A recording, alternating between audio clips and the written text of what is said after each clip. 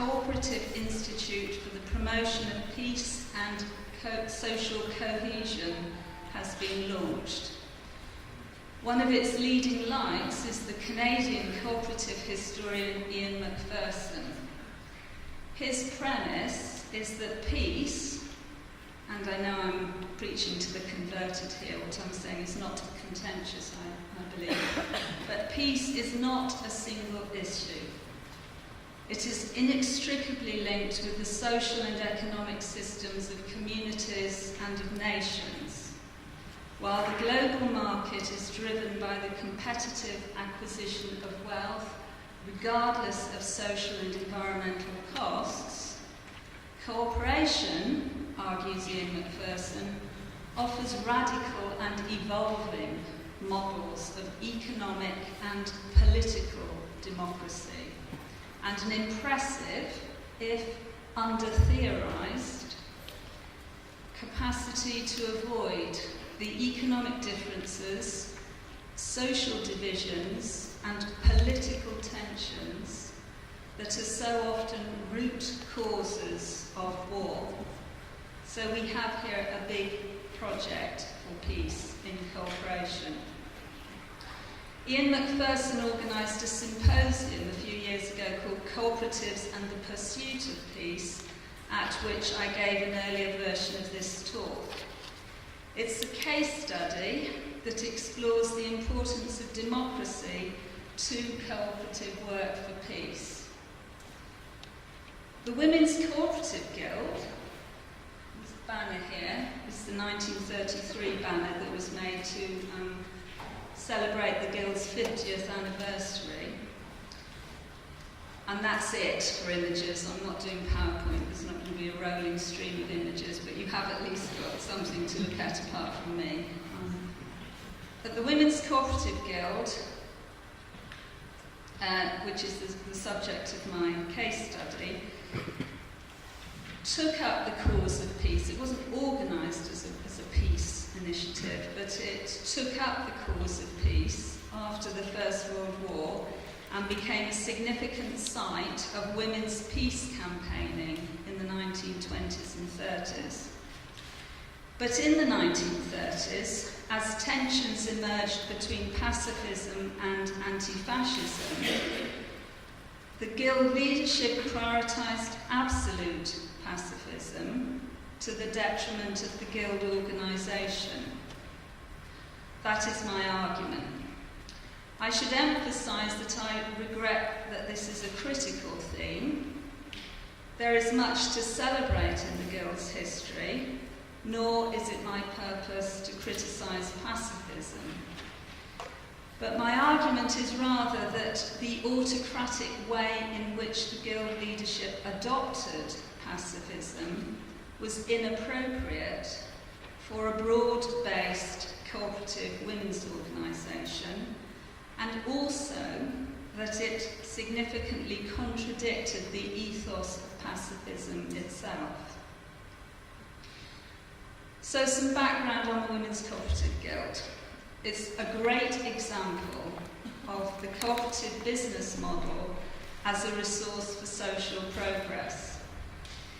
Part of the English consumers' cooperative movement, which we know and I think many of us love as the Co-op, part of that, the Guild was formed in 1883 by a small group of female cooperators to enable women in the movement to do more than just come and buy. As the Guild's 1914 annual report put it, Guild's women look to cooperation not only to set up stores where they can obtain their goods and be provided with dividend, but to remove many evils connected with our present laws and customs and to establish society on a more equal and just basis. The Guild mainly recruited from the working class housewives who shopped at the Co-op stores, but it also attracted left-wing middle-class feminists.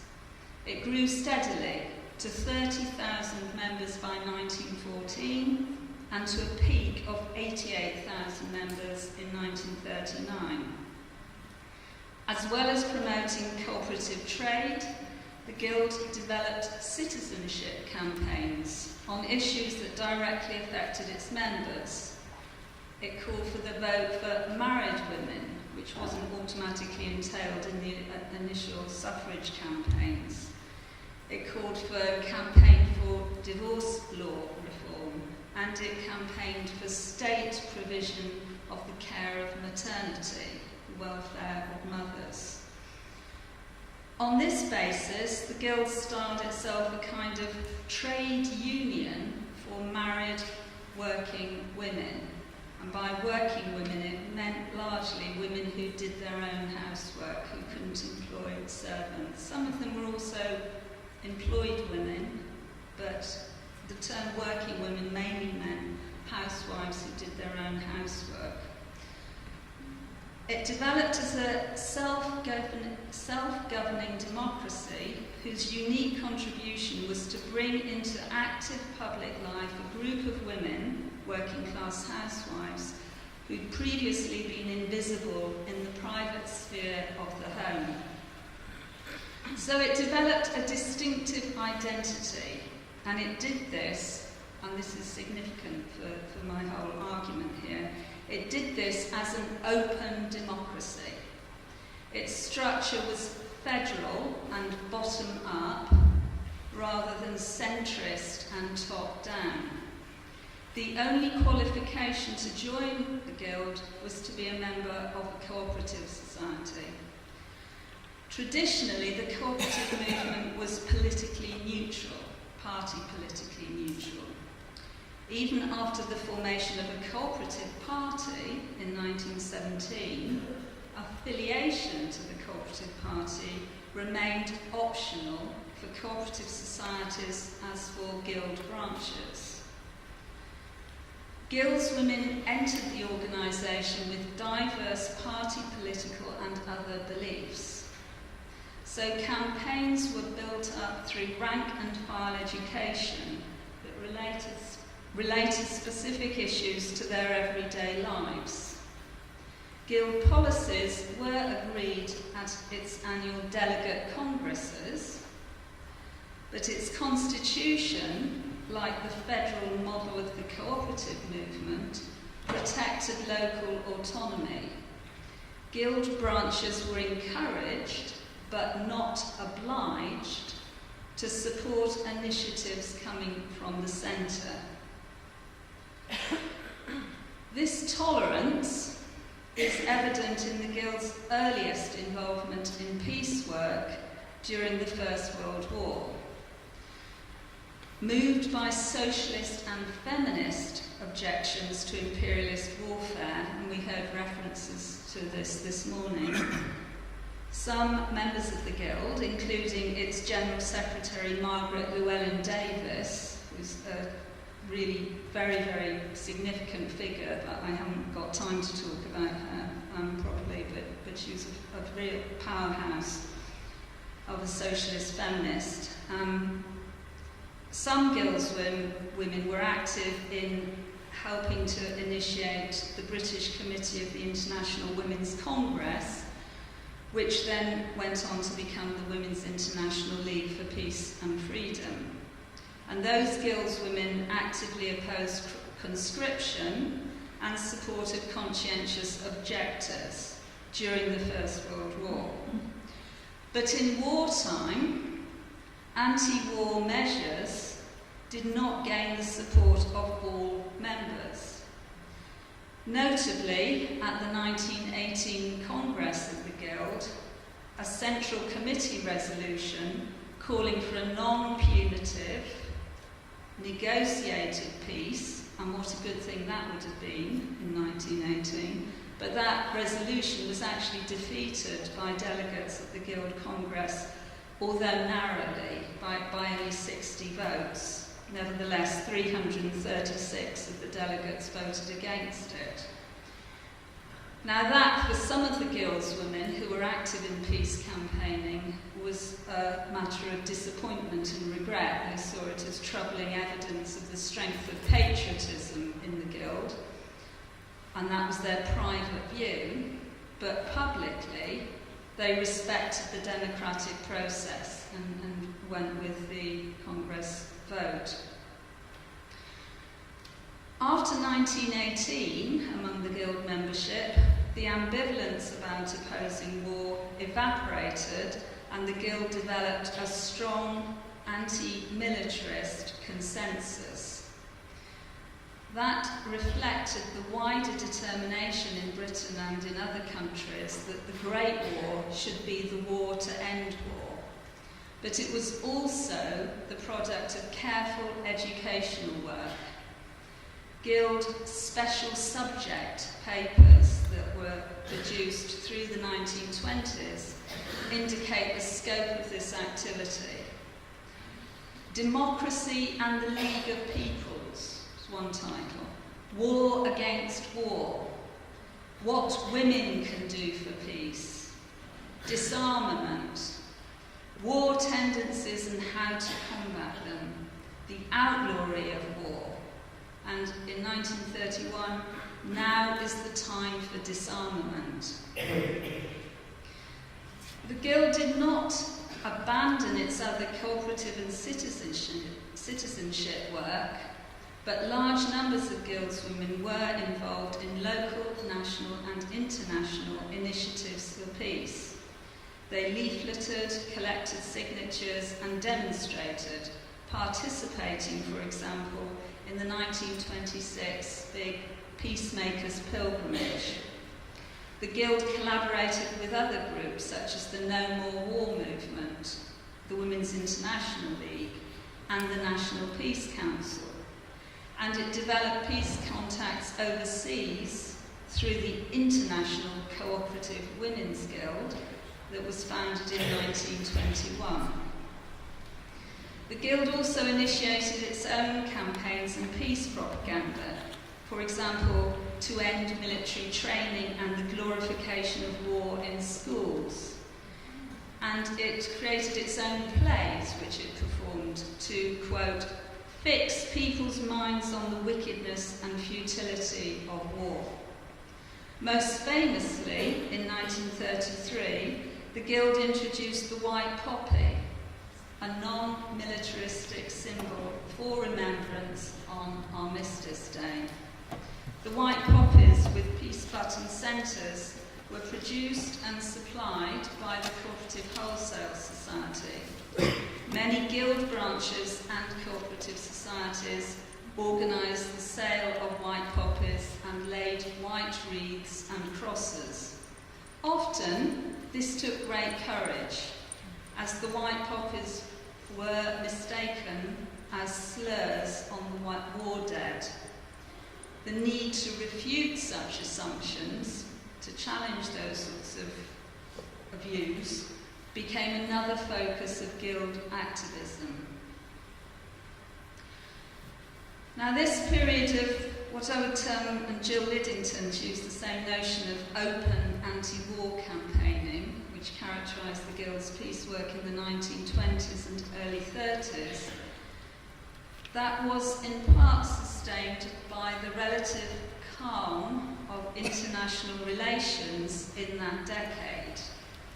And that calm, and we heard again, this is picking up on a theme from this morning, but that calm was broken by the shock waves that hit the international system through the late 20s into the 30s. The Great Depression, fascism, the Nazi dictatorship, the Spanish Civil War, and on through the escalating global crises of the 1930s, eventually to another huge total war. As the structural weaknesses of the post-war settlement and of the League of Nations became increasingly apparent, work for peace grew more urgent, but also more difficult.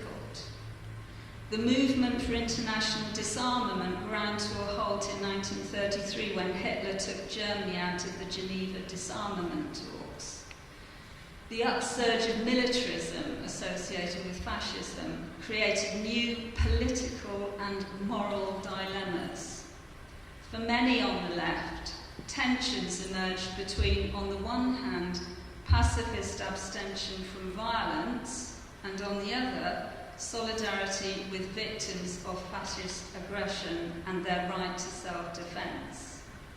And that is an extremely complicated and difficult debate.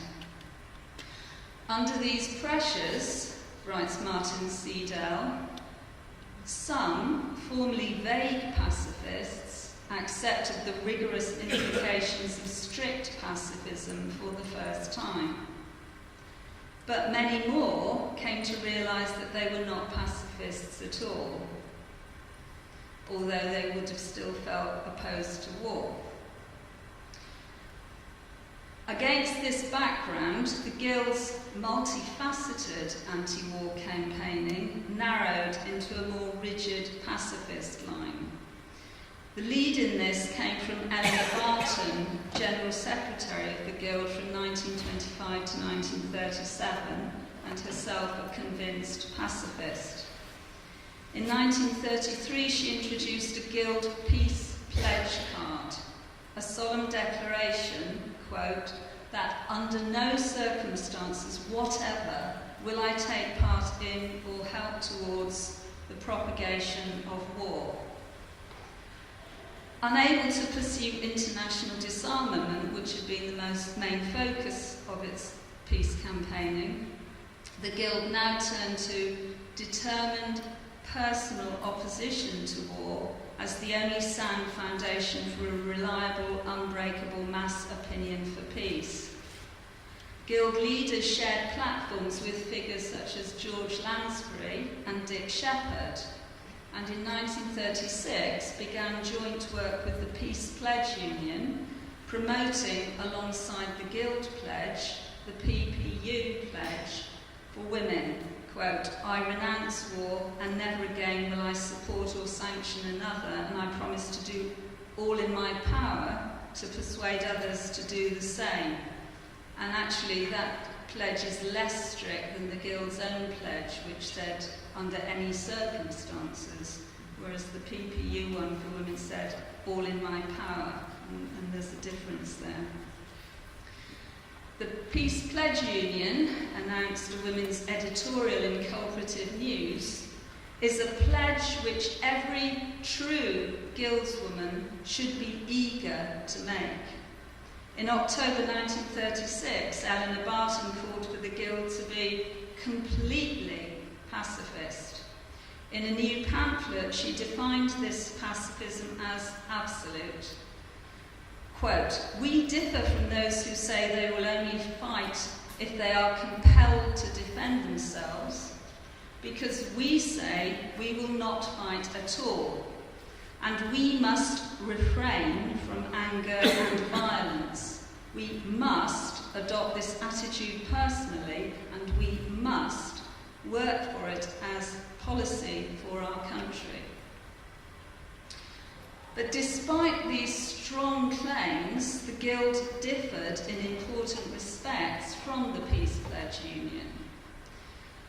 While the PPU was explicitly pacifist, entirely composed of pledge signatories, the Guild was a cooperative organisation which contained a wide spectrum of peace opinion.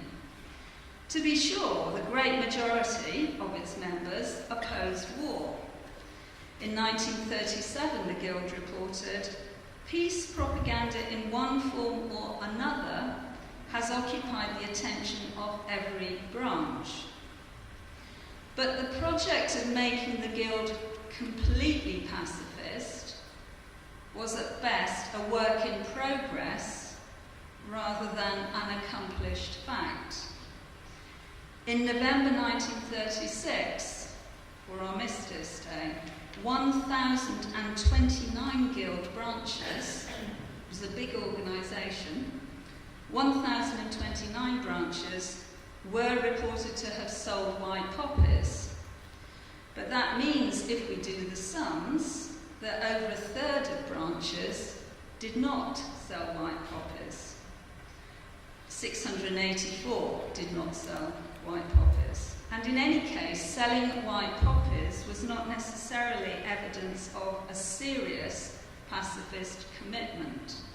and certainly not using Barton's strict definition of complete non-violence, even in self-defence. So the Gill's credibility as a pacifist organisation could not be based on the claim that all Gill's women had signed a pledge, or even that all Gill's women were peace activists. Rather, it was based, as the 1936 annual report explained, the Guild's credibility as a pacifist organisation was based on the fact that the Guild, quote, stood firmly behind the pacifist declarations made from time to time through its Congress resolutions.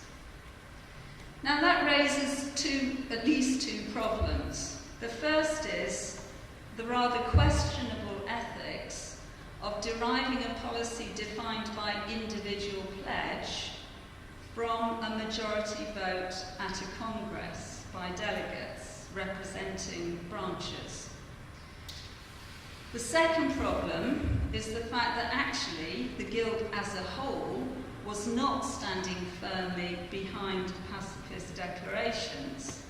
Some Guild's women, concerned by international developments, were exercising their constitutional right not to be bound by Congress decisions and supporting anti-fascist policies that were not strictly pacifist. There were, for instance, pacifist objections to the use of economic sanctions because of their lethal, potential harm to civilians. Nevertheless, in July 1936, Huddersfield Guild sent a resolution to the Prime Minister, the Foreign Secretary, and to their MP, condemning the government's withdrawal of sanctions imposed on Italy for invading Abyssinia. That was condemned as a betrayal of Abyssinia that undermined the League of Nations.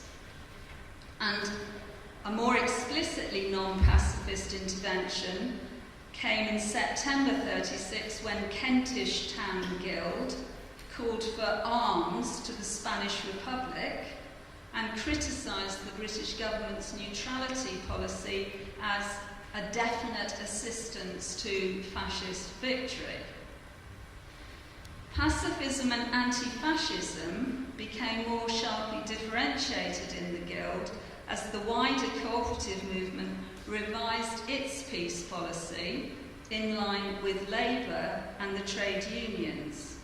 In 1937, the Cooperative Party and the Cooperative Union voted overwhelmingly for a policy of collective security to enable the League of Nations to respond effectively to aggressor nations. And they also voted for arms to the Spanish Republic. Moving that resolution, the Reverend Woods, a cooperative MP, explained, "I am a pacifist, but I do not blame the workers of Spain because they are not pacifist just now, for the fundamental desire of pacifism is liberty." In the Guild, leaders now set out to explain how the cooperative peace policy, agreed by the wider movement, differed from the Guild's pacifist policy. Speaking at a Guild conference in Calderdale in September 1937, Mrs. Bilham, Guild's woman, said, "Collective security was a fine-sounding phrase, but in reality it meant collective war. A real policy for international peace must begin individually." In a Guild circular, Eleanor Barton stated that the policy of the Cooperative Party does not go as far as the policy of the Guild. She advised members to give qualified support to the Cooperative Party while putting the pacifist viewpoint at Guild events. This provoked objections.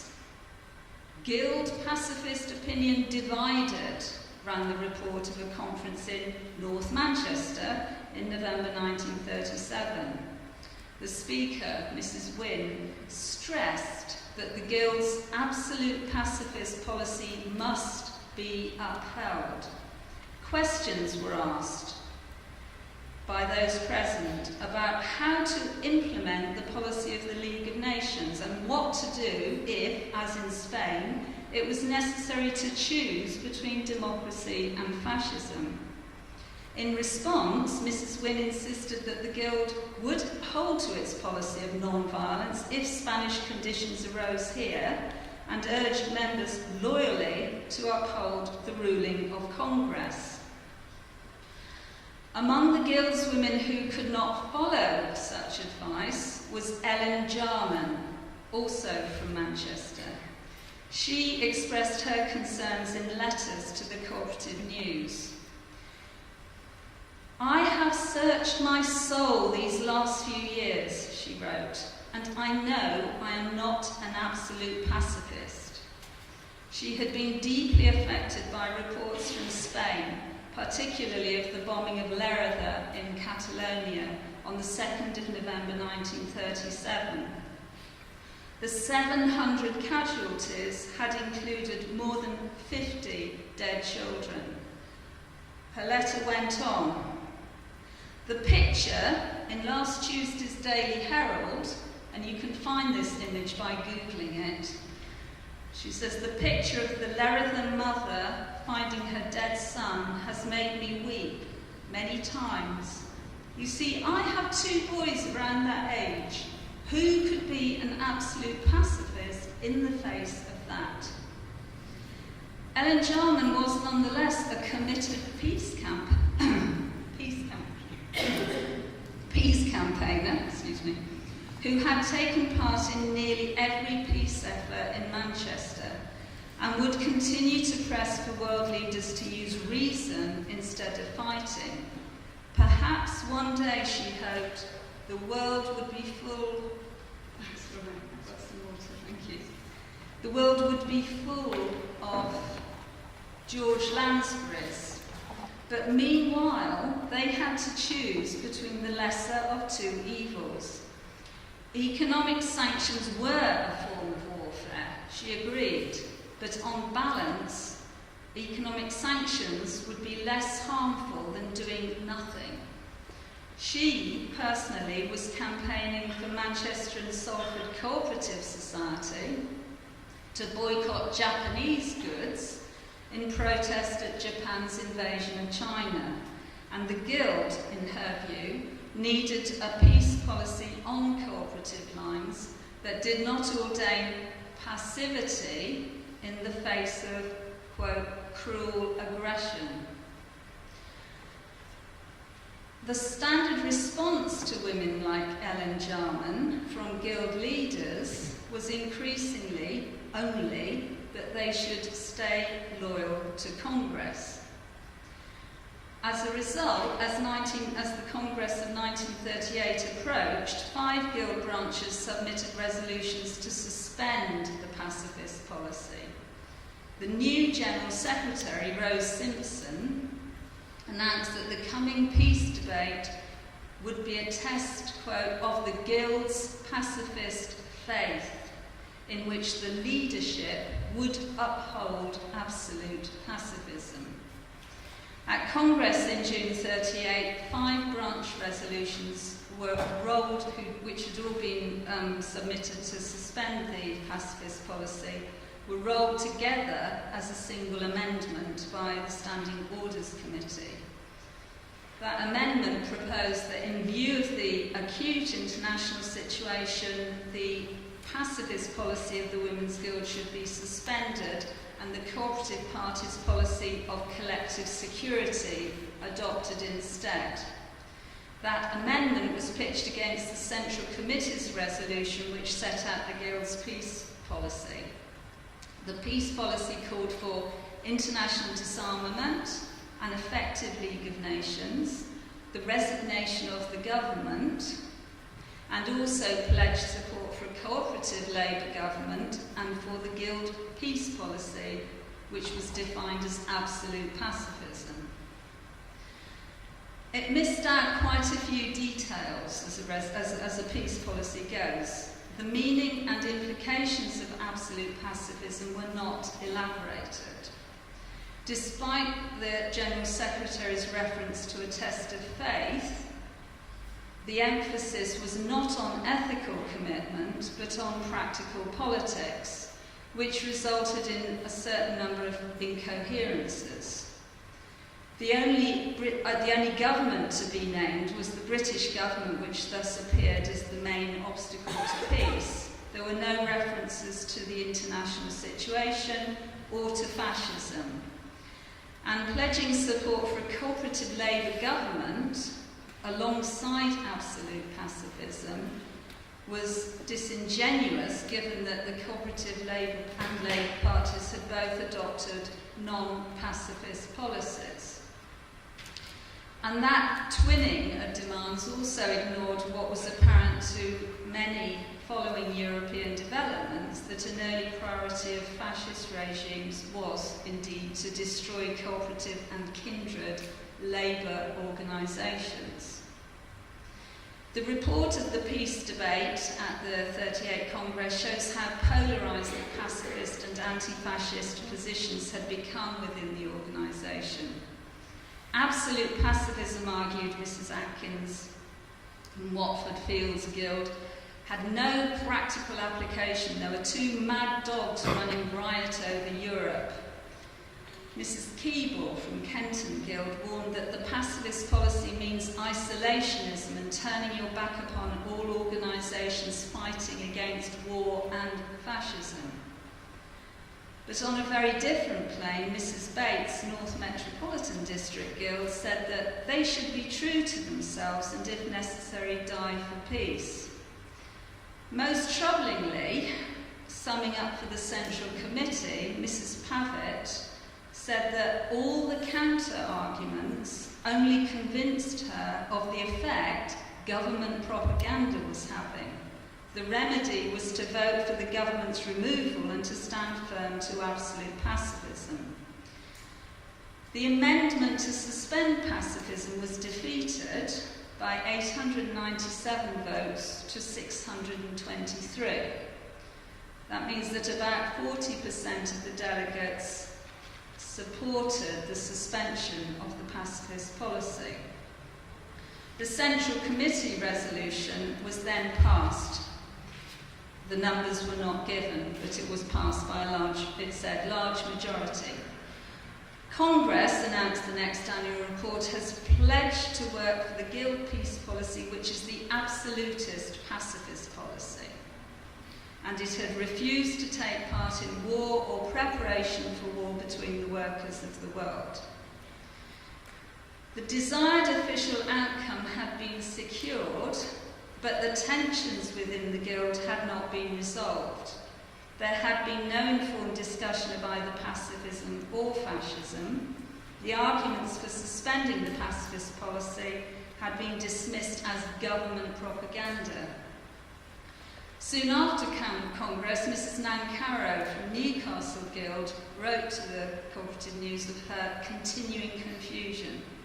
Cooperation, she wrote, in its true sense obviously means anything but fighting, but it seems to me that when the movement has been wiped out, nothing matters, not even the pacifist attitude. The individual member may derive satisfaction through maintaining such an attitude, but she has not benefited the movement. I think women like Mrs. Nancarrow, Ellen Jarman, and the 40% of the delegates who voted for the suspension of the pacifist policy were not dupes of government propaganda, nor were they warmongers. And their views had moral and political validity, which deserved to be taken seriously. But in the Guild now, they were increasingly marginalised. And I think it's interesting to note that the disregard for non-pacifists in the Guild contrasts sharply with the policy that the International Cooperative Women's Guild was operating at this time. Its secretary, Mrs. Natwell, spoke at a Midland Cooperative Education Convention in September 1938 quote, "We are not absolutely pacifist because our member guilds have not definitely pledged themselves not to take part in any war under any conditions. They work to the best of their ability for peace, but we cannot ask them to be absolute pacifists in Central Europe, where for a long time terrible fear has existed." The international guild position, I think, coheres with the respect for individual autonomy that is so central to the pacifist tradition. In 1937, the Executive Committee of the Peace Pledge Union was at pains to point out that the precise wording of the pledge that signatories had committed to could not be exceeded. No individual member could act on behalf of other signatories or acquire by election or any other means the authority to dictate or even decide policy. But in contrast to that, I think, carefully thought out, reasoned position, the Guild leadership, on the basis of the 1938 majority vote, now went ahead and seized an opportunity to both interpret and implement the absolute pacifist policy. In the winter of 38-39, at meetings with government ministers and Lady Reading, who was the founder of what became the Women's Voluntary Service, the WVS in wartime, the Guild was formally invited to work with local authorities to prepare regional evacuation schemes. The Central Committee's response, without consultation, was that the official pacifist policy of the Guild would not allow us to take part. Guild's women objected that this was a betrayal of the Guild's most essential identity. The decision was described as a grave tactical blunder, and that the pacifist policy had landed the Guild in the greatest muddle of its history. Catherine Webb, a member since 1885 and the author of the Guild's 1927 history, The Woman with the Basket, was deeply troubled. Who could stand aside, she asked, if danger should threaten our children? The Guild should enable women to secure the safety of their children. What right had the Central Committee to deny the Guild the power to use the full strength of its fine democratic common sense in the vital work of evacuation planning?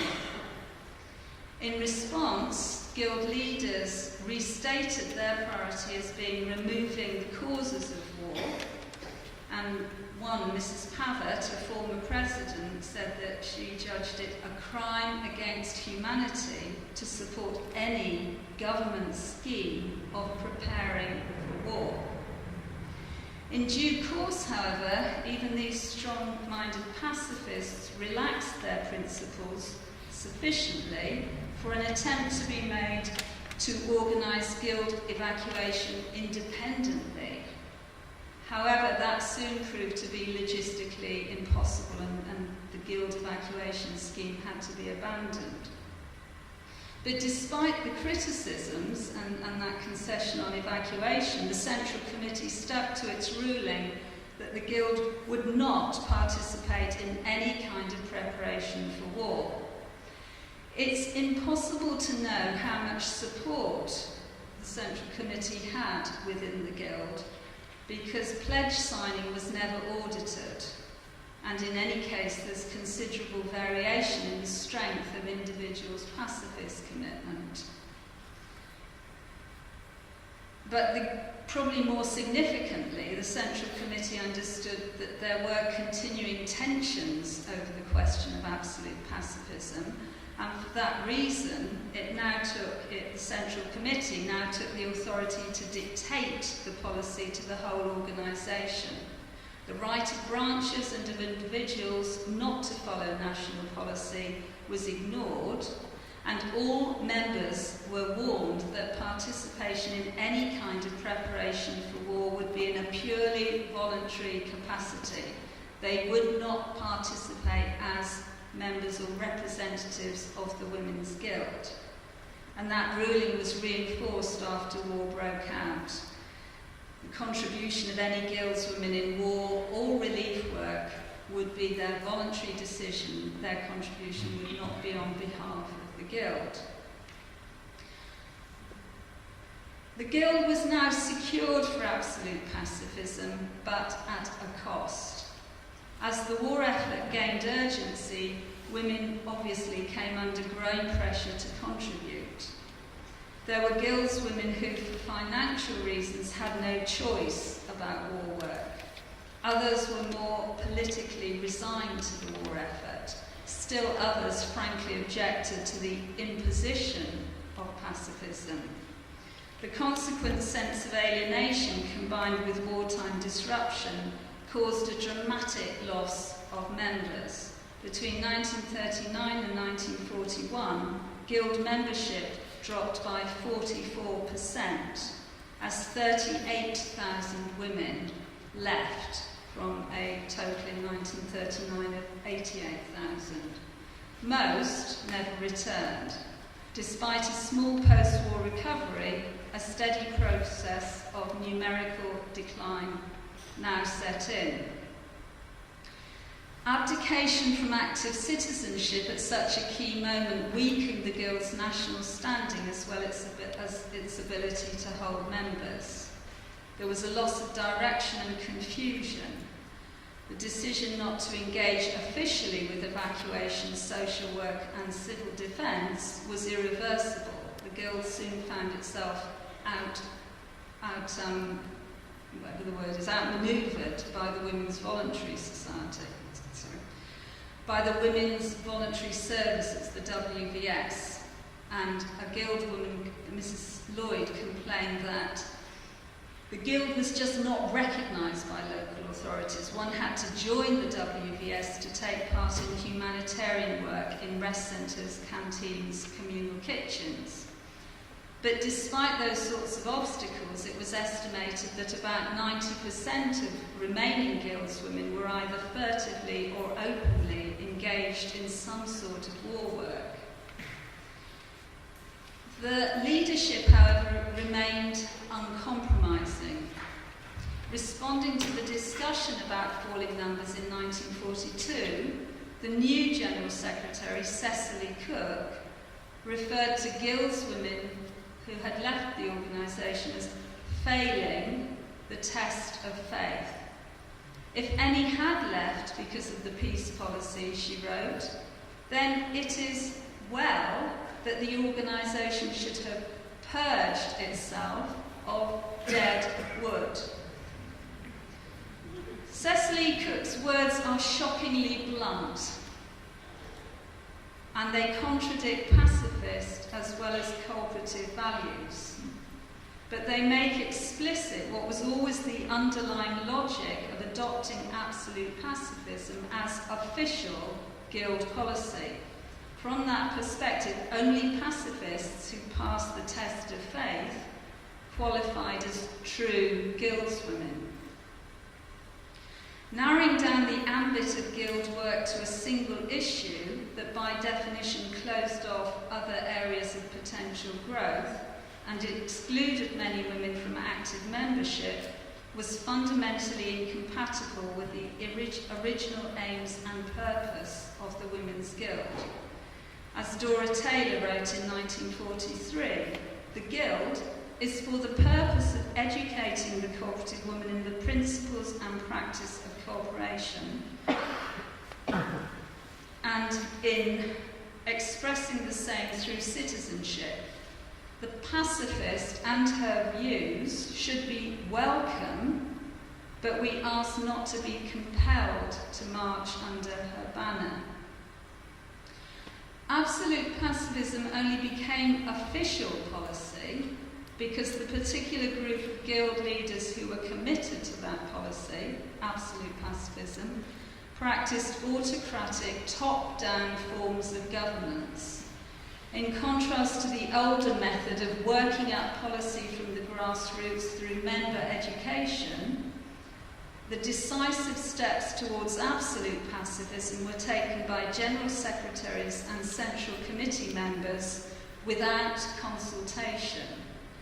The introduction of the Guild Peace Pledge, the definition of pacifism as absolute non-violence, the justification of Guild pacifism in terms of Congress votes, the refusal to participate in evacuation planning, and the imposition of the war work ruling on all members. Each of those measures appears as an edict, not as an attempt at consensus building.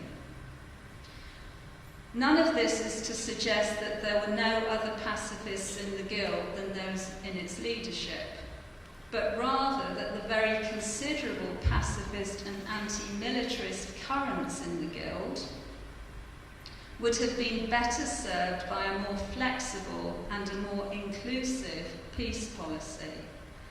So to end, I want briefly to pay tribute to some of the cooperative women I've referred to in the course of this talk, who sought to maintain a democratic approach to peace work. I want to pay tribute to Mrs. Knapfel of the International Cooperative Women's Guild for her understanding of the real-life impossibility of absolute pacifism for women in Central Europe where terrible fear existed.